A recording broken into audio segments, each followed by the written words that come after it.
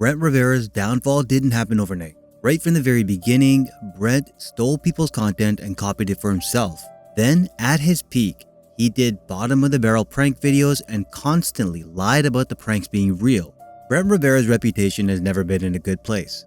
But when you add the fact that he's seemingly a jerk in real life and also copyright strikes anyone who criticizes him, it becomes a whole lot worse. Brent Rivera got a lot tossed at him. A lot of YouTubers started making content around him, and I guess at some point something must have snapped. The nice guy went bad, and Brent Rivera went rogue and started copyright striking and copyright claiming some people's content that was critical of him.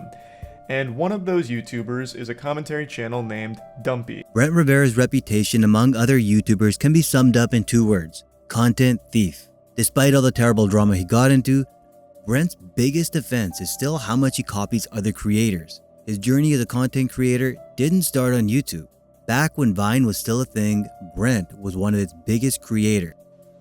Brent, get ready now, we're gonna be late! Okay. Mom, I'm ready. I need a few minutes, honey.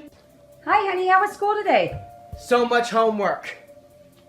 What show should I watch? I'm voting right now. I'm voting for Nick Jonas. He's a cutie. You can't vote for someone just because they're cute. Disney.com/RDMA. His YouTube channel was created in 2012, but was secondary to his Vine channel. The thing is, even all the way back then, Brent was accused on Twitter of stealing his content ideas from Tumblr or right there on Twitter. A good example of this would be a video he made in 2012 titled 5 Things That Make Me Mad. What's up, everyone? Today I'm gonna show you 5 things that really bug me. Really bug me. Really bug me. Which would turn out to basically be a direct copy of a video made by Wasabi Productions with a similar title.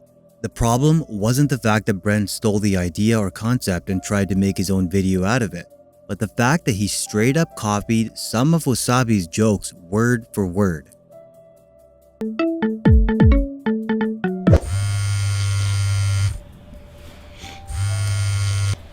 Hello? Hey, Roy!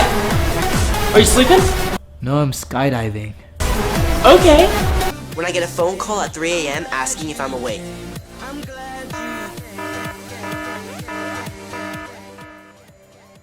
Hello? Hey, Brent. Man, you asleep? No, I'm skydiving. Despite the many examples of Brent stealing content back then, and the tons of backlash he would receive every now and then on Twitter, his channel only continued to grow in size.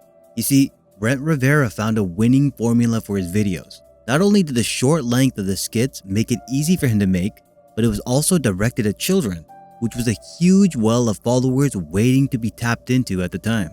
By the time Vine came to an end in 2018, Brent Rivera had 3 million subscribers on his YouTube channel as opposed to the nearly 9 million he had on Vine.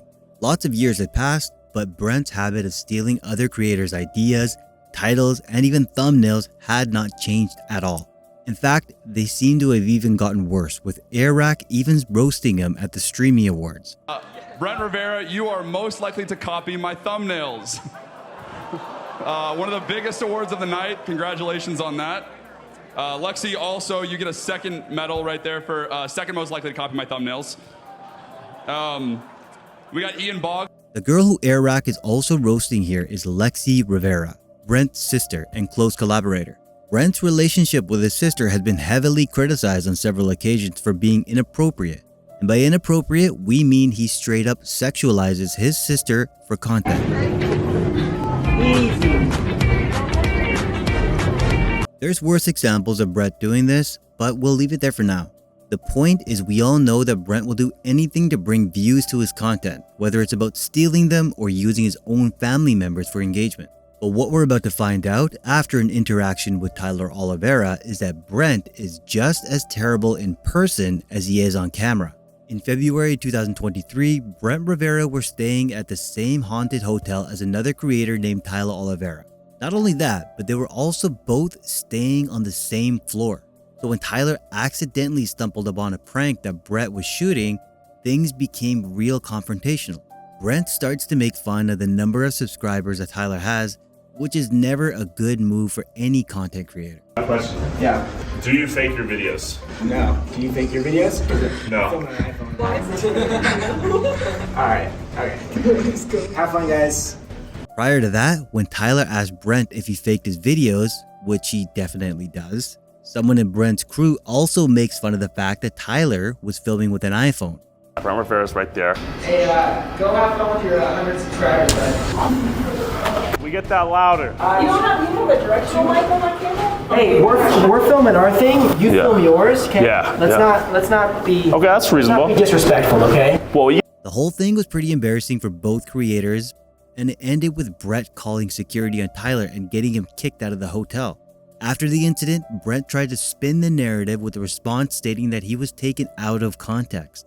But once again, Tyler calls him out for a second time and proves that he's lying. At a certain point, it bubbled up so much that I did what he wanted. I stooped down to his level and I said something that I should not have said. Lies. Brent has framed the situation as if him saying, go have fun with your 100 subscribers is the tipping point to all of this, where in actuality, this is the second time we meet. Right after we meet upstairs, as I'm walking to my tour, we see each other, I record, oh my god, it's Brent Rivera. And then he says, Hey, go have fun with your 100 subscribers, bud. This was not a bubbling over point or a tipping point. This was the second of 3 interactions we interact with one another. Later on, he came up and started filming again. False. This is the exact same encounter in which you say, Go have fun with your 100 subscribers, bud. there's not another encounter. This is me responding to you saying, Go have fun with your 100 subscribers, bud. I walk up to you and then ask, can you say that a little louder? There's not another interaction. This is interaction 2 of 3. We only have 3 interactions before I get kicked out. This is the 3rd time harassing us. 11. His actions toward us and other guests on the tour caused the hotel staff, not me, to call security. You literally called security on us non-stop, and in this clip, you say, You're gonna get us kicked out? You're that powerful? Did you guys finish your video? No. Oh, we're not gonna be able to finish it then. What do you mean? I'm sorry, they're gonna come and get you guys. They're gonna kick you out. without you calling security, we would not have gotten kicked out. If there were 12 of us like your crew, maybe that wouldn't have been the case. They chose the easier option of kicking us out versus you and your 10-man crew. Things got worse for Brett optically when Charlie found out about the drama and responded to it in a video. First, Charlie points out that Brett does indeed fake his content, and there's probably no need to lie about it at this point. Started when I was staying at the Shining Hotel, came out of my room, and randomly found these 2 girls in the hallway. What is happening? This isn't important by any means, but it's always so weird to me why someone like Brent will claim they don't fake their videos. Like, even children don't care, man. You can just be honest. You don't have to lie. Like, he hired these 2 women to pretend to be like the little girls from The Shining, and he tries to play it off as like legitimate, I guess, for some reason, which makes no sense at all. This is just a nitpick. It doesn't compute with me. Like, why even bother lying about that? No one's being fooled, not even like an actual glue-eating 4-year-old. Like, there's no shot. You can just be honest. Plus, that kid's also probably not watching a Tyler Oliveira video in the first place anyway. Your secret's probably still going to be safe.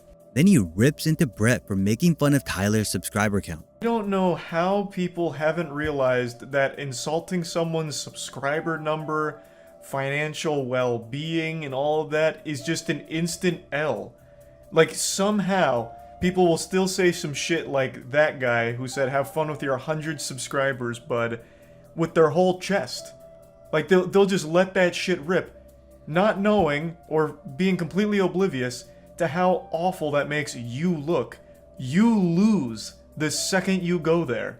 You look like an insufferable douchebag asshole, like just a fucking pure colonostomy bag of a person.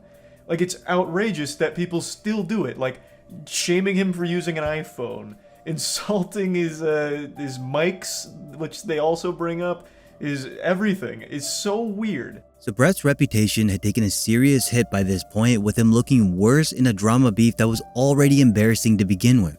But Brett's spiraling was only just beginning. Things were about to get much more embarrassing for Brett.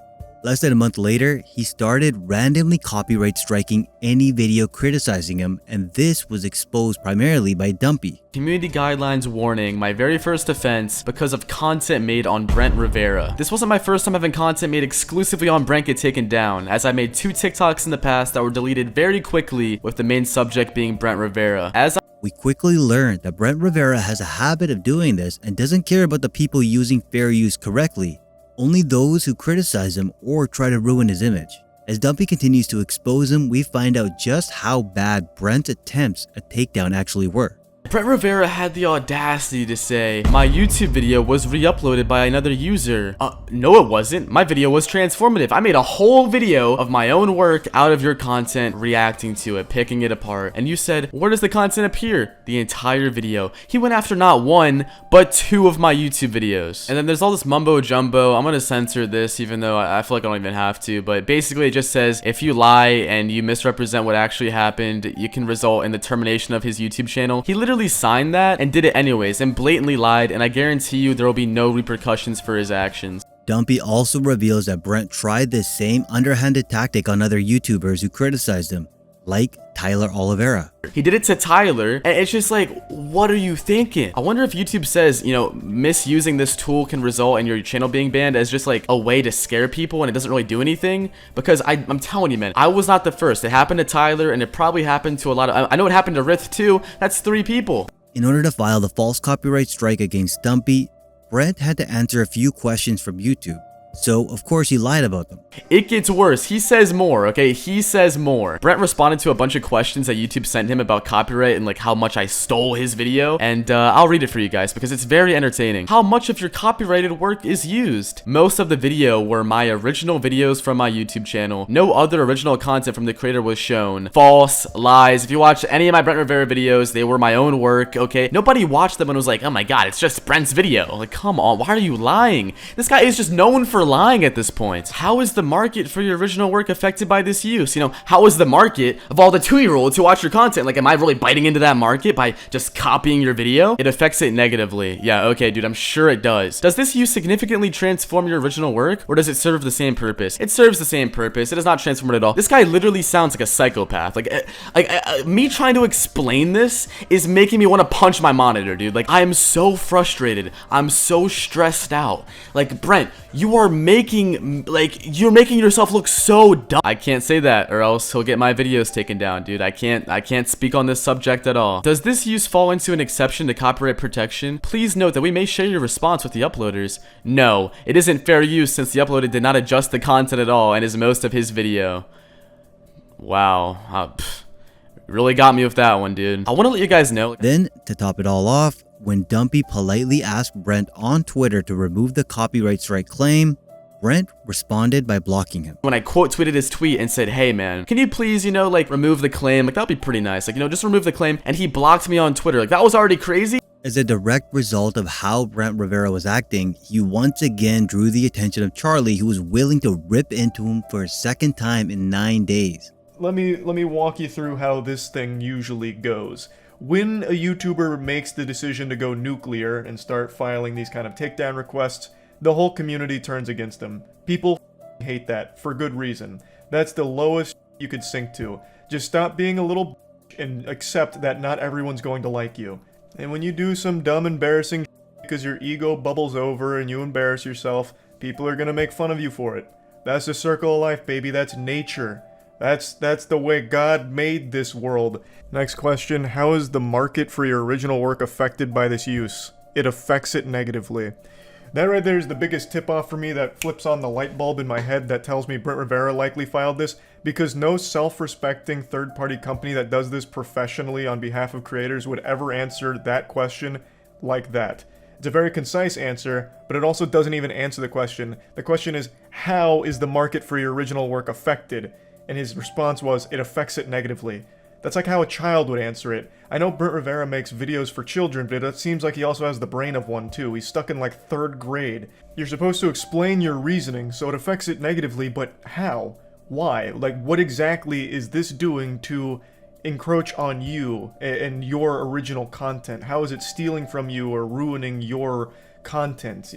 And he just gives like 5 words here. So far, what we've learned is that not only is Brent Rivera a jerk in real life, insulting Tyler Oliveira by mentioning 100 subscribers and getting him kicked out of the hotel, but Brent is also willing to lie and take advantage of YouTube's fragile copyright system to protect his image and fragile ego.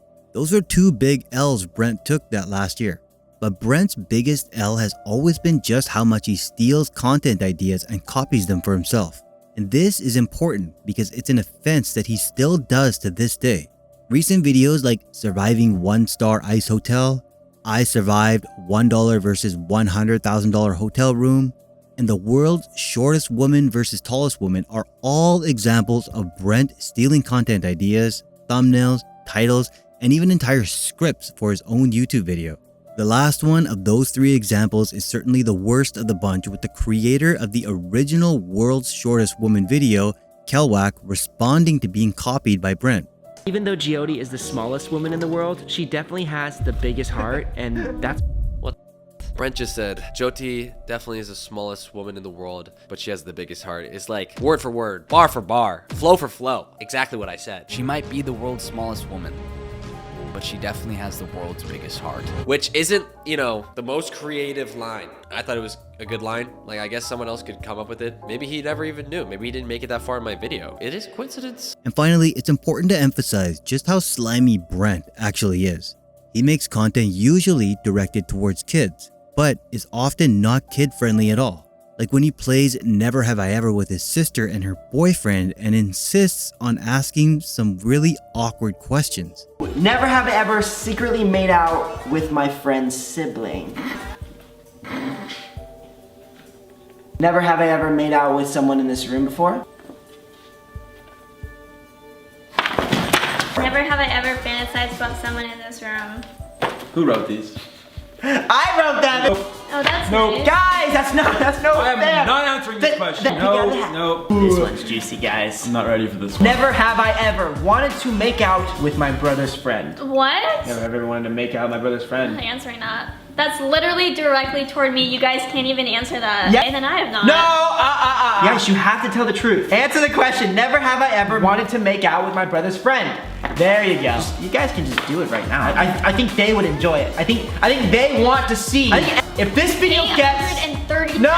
If this video gets 300K likes, we're gonna watch them make out. Once again, displaying how comfortable he is talking about his own sister in a gross way for his content that's supposed to be aimed at children. These levels reach its peak when it comes to Brent Rivera.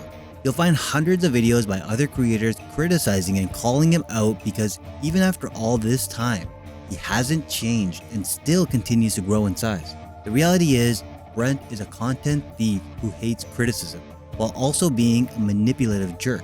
And the maturity of his content never grew out of his original Vine roots.